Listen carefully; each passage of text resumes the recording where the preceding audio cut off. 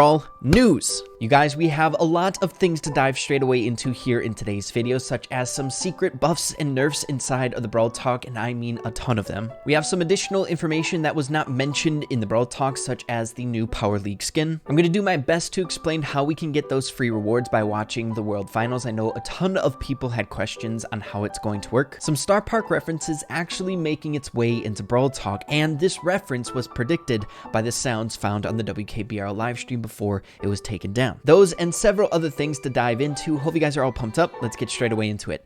Here we go.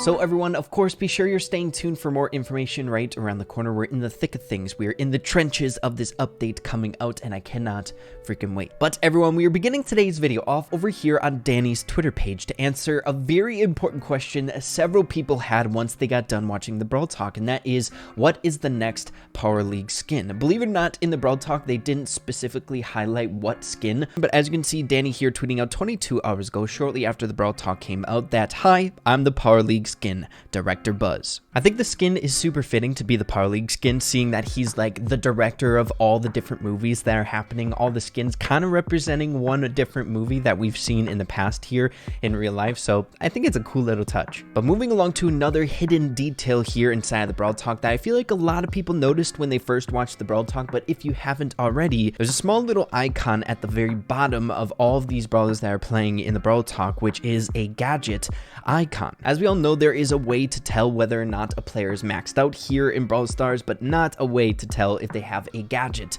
to their brawler. So the theory going on right now is if there is a player that you're going up against once this update comes out that has this icon, it means that they have a gadget available to them, so a good little resource for a player going up against them. But next, everyone, switching on over here to Reddit to highlight some of the different buffs and nerfs that were found in the Brawl Talk, and I gotta be completely honest with you, there is a ton, and a really important thing to take away from these changes when they do happen in Brawl Talks is it's all subject to change. It's not the live build. We've seen in the past buffs and nerfs in Brawl Talks not actually making it into the game, so keep that in mind when we're going through these. So taking a look here at a post made 23 hours ago by Strawberry Ga over here on the Brawl Stars competitive Reddit. As you guys can see, Creepy Harvest now only heals for 1,400 HP when you defeat an opponent. Now, I feel like this is still good. Creepy Harvest is still like Coiled Snake and Creepy Harvest in one, so it's not like a huge impact to the character, and I do have to admit Mortis has been pretty dang good for a while now. Ever since the change to that star power, he's been like top 10 best brawlers in the game, though it does hurt to see, I gotta admit. Next up, getting into a few different health buffs that were noticed. This post made by Raz. The very first one is to Gale. As you can see, it's still 5,124, but we believe that it's going to be 5,320. And then of course, Surge. This one was definitely one that a lot of people noticed, with a health now of 4,200. I feel like that's a good change. Surge is kind of a nuisance in certain game modes, but my gosh, is he squishy. He dies so fast. And then a huge shout out to this character here, the Lucas 2000, for really putting this all together, almost as if Supercell put together a small list of balance changes for the community. It's awesome. As you can see, the very first one, a buff to Jessie. We believe the only example we were able to see from Jessie in the Brawl Talk was when she had one power cube to her name. During this portion of the Brawl Talk, as you can see, Jessie has 4,900 HP, but with a power cube, still a little bit of an increase compared to what she is live in game right now. But we're also highlighting in this post the Gale buff and the Surge buff. We have Gale from 5,400 HP to 5,320, and Surge 3,920 to 4,200. But as you guys can see, we're making our way to Squeak, which is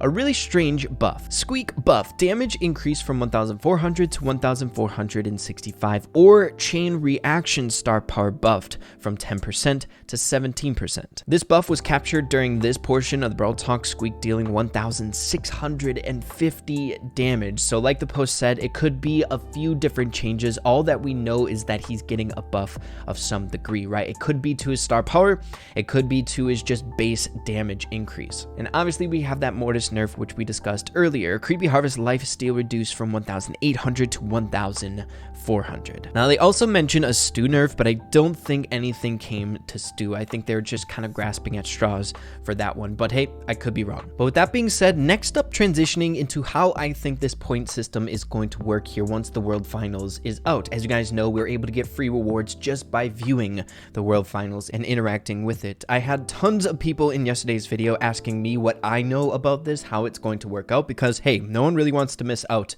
on free rewards. So really, I don't know that much more than all of you guys, but my best guess is that we're going to be able to interact with it from this screenshot from the Brawl Talk, where as you can see, we can vote to see who we think is going to win. Now, I don't think it's like if we vote the right one, we'll get more points or anything like that. I think it's just more like interactive. So once you click, you'll get points. But taking a closer look, you only get +2 points for interacting with this prompt here during this portion of the World Finals. So that seems a little bit on the smaller side to me. So I'm assuming there's going to be a bunch of different ways in order to accumulate points here during the World Finals. And I'm guessing it's not going to be like you have to watch the entire thing, right? That is way too much to ask if you do want all the free stuff. But again, I'm sure there will be some clarification as to how this does work before the World Finals comes out. They're not just gonna smack it on you and make it so you have to figure it out, right? It's not gonna be like that, but just make sure to look forward to that. If I do get any additional information on this, it will be brought up in another episode of Brawl News sometime down the line. But yeah, the point system goes all the way up to 1,000 points up there, which is why I feel like that +2 is a little bit too small. You'd have to interact with 500 different prompts in order to get the skin for Jesse here. But you guys, next transitioning into the portion of today's video that I'm most excited for, and that is of course Starr Park, a name that we haven't seen in a very long time, ever since the WKBRL live stream has shut down. Well, it seems that we're getting a little bit of a reboot of it in a sense with this introduction of Brawl Talk, only having something like this happen inside of Brawl Stars history one other time, though this at a much lesser degree. And that is a message that's pretty much so completely different from the information that we're getting in the Brawl Talk, and that is Starr Park related. Have a look.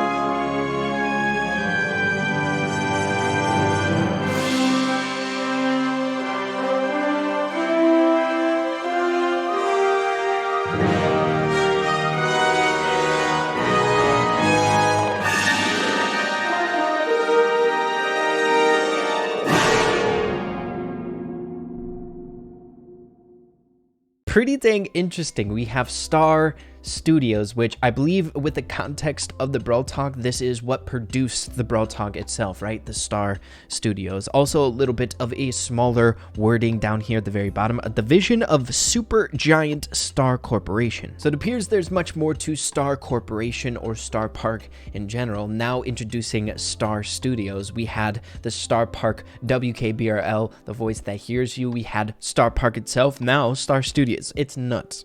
Also, another really interesting detail that I wanted to point out with all of you guys are the two different gems that the statue is holding. We have a green one as well as a purple one, two of the types of gems that we have in the game. So gems for spending and the gems inside of Gem Grab. Now, the only thing my mind drifted to, the reasoning as to why this statue is carrying those, was when the crazy ranter was going ham before the WKBRL live stream shut down for its first time. The guy was going on and on about gems in multiple different portions of his long rambling speech, basically us just thinking that since it was Dynamite, he was infatuated with gems and mining them. But now, maybe for a different reason, after seeing this Starr Studio statue, the gems have a different significance in the Starr Park lore, especially since the camera panned away from the green gem, basically a very important piece of this Starr Studio video. But another thing that I wanted to bring up with all of you guys, once again, the WKBRL live stream kind of predicted this event happening before it did. Guys, you can always trust the WKBRL live stream. I want it back, but have a listen. This was captured on the live stream itself.